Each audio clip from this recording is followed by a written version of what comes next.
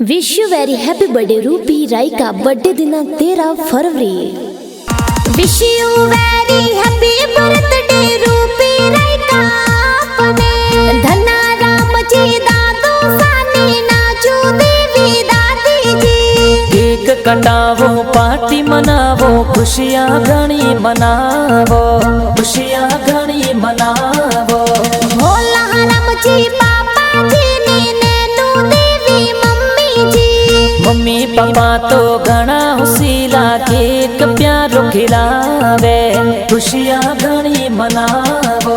भाविस ढला राम वचना राम भाई सा प्यारा। सगड़ा परिवार वाला देखो डीजे ऊपर नाचे खुशियाँ घणी मनावो।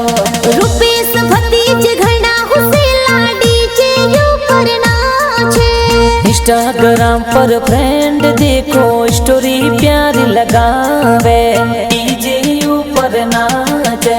अर्जुन उत्तम रमेश हार्दिक भाणज केक खिलावे। लीली जसोदा भाणज तो केक प्यारो कटावे। पार्टी मनावो केक कटावो खुशियाँ घणी मनावो। मांगी संतोष बहनों में जे बर्थडे गिफ्ट लावे। मोती जी जो साने जे बर्थडे माही आवे। डीजे ऊपर गाना बाजे सगड़ो परिवार नाचे।